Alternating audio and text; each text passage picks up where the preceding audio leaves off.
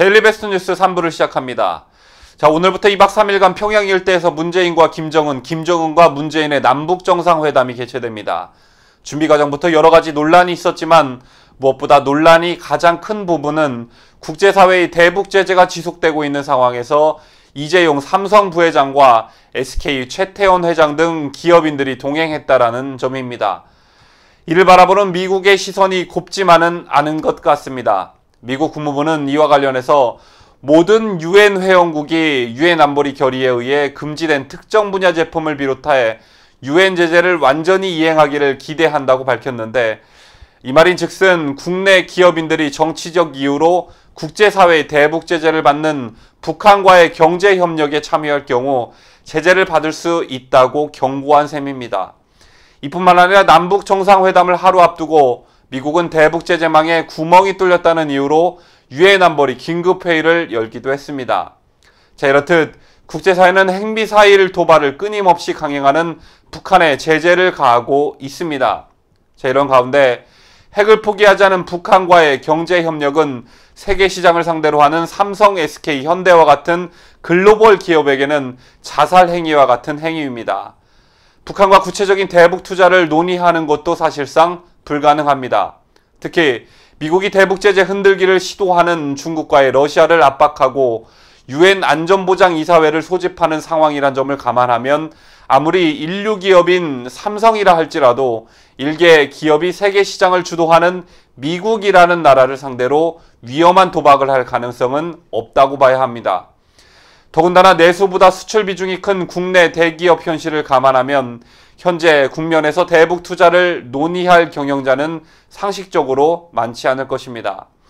자, 그럼에도 분초를 다퉈 세계 시장에서 활로를 모색해야 할 이들이 2박 3일씩이나 자리를 비우고 방북하는 까닭은 무엇일까? 특히 이재용 삼성전자 부회장은 왜 따라가는 것일까?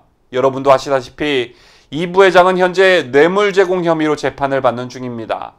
또한 문재인 정부의 공정거래위원회는 삼성 지배구조의 변경을 요구하고 있습니다. 김상조 공정거래위원장은 이 부회장을 직접 거론하며 3년 안에 삼성이 지배구조를 바꿔야 한다는 식으로 얘기하기도 했습니다. 이런 상황에서 이재용 부회장이 방북하는 건 혹시 대북 경협을 강조하는 문재인 정부의 정치적 사면을 기대하는 것 아닌가 하는 세간의 불필요한 의심을 사는 행위인 셈입니다. 이와 관련 임종석은 재판은 재판대로 진행될 것이라고 보고 일은 일이다라고 생각한다고 주장했지만, 객관적으로 삼성이 북한과 같이 할 일이 대체 무엇인지 생각하는 건 그리 쉬운 일이 아닙니다. 반도체, 전자제품, 통신기기, 선박, 해양 생산 설비 등 기술집약적 산업 중심의 삼성이 개성공단 입주기업처럼 시계나 냄비, 신발 등을 만들 일은 없을 것입니다. 그렇다고 북한 사람들이 좋아한다는 초코파이를 만드는 일은 더더욱 없을 것입니다. 자, 그럼에도 불구하고 어떤 압박을 이기지 못해 삼성이 북한과 합작할 여지를 보인다면 온갖 정치적 위험을 짊어져야 하는 이재용 부회장에게는 독이 든 사과를 먹는 일과 같습니다.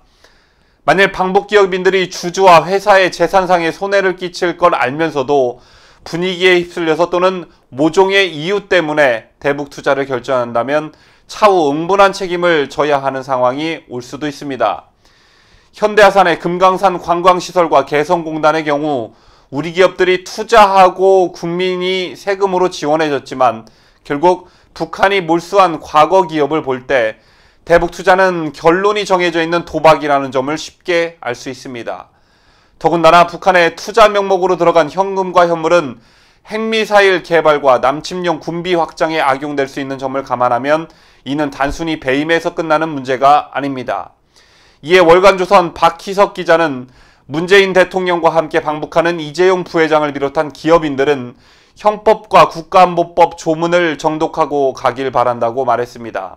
특히 형법상 외환의 죄 중 대한민국의 군사상 이익을 해하거나 적국에 군사상 이익을 준 자는 무기 또는 3년 이상의 징역에 처한다고 규정한 일반 이적죄에 대해 법률 자문을 받길 바란다고 했습니다.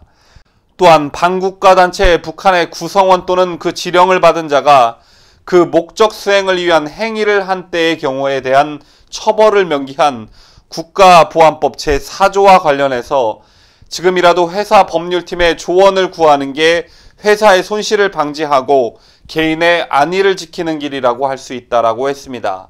이 같은 우리의 뜻을 전한 이유는 박근혜 정부가 설립을 주도한 미르케이 스포츠 재단에 출연했던 기업인들이 해당 출연 행위가 후일 뇌물 공여 혐의를 받을 것이라고는 예상하지 못했듯이 지금의 대북 투자로 인해 나중에 국민적 지탄과 함께 사법 처리 대상이 되지 않을 거라고 장담할 수 없기 때문입니다. 자, 정권이 바뀌기 전에도 자칫 잘못하면 북한과 결탁했다가 국제사회의 제재를 받기라도 한다면 국가 경제는 그야말로 파탄 지경에 빠지게 될 것이 자명합니다. 자, GM 공장 하나 빠졌다고 군산 경제가 초토화됐는데 삼성이 휘청이면 나라가 휘청이게 되는 것은 당연지사입니다. 경제적 손실은 손실대로, 기업의 이미지는 이미지대로 삼성이 추락하는 것은 시간 문제일 것입니다.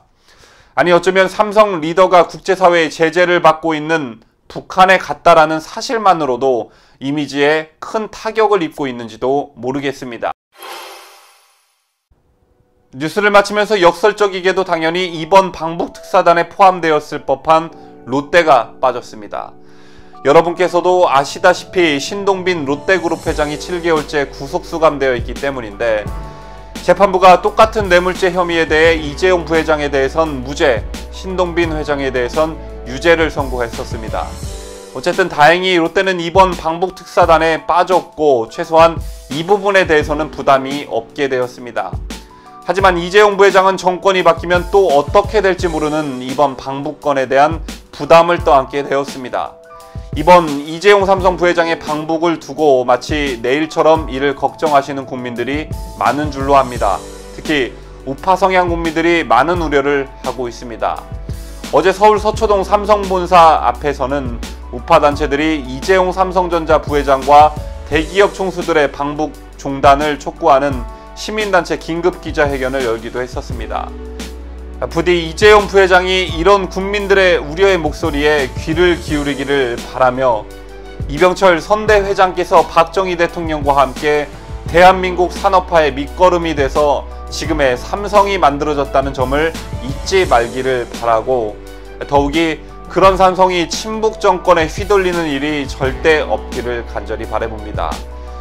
정권은 유한하나 삼성 같은 기업은 무한해야 되지 않겠습니까?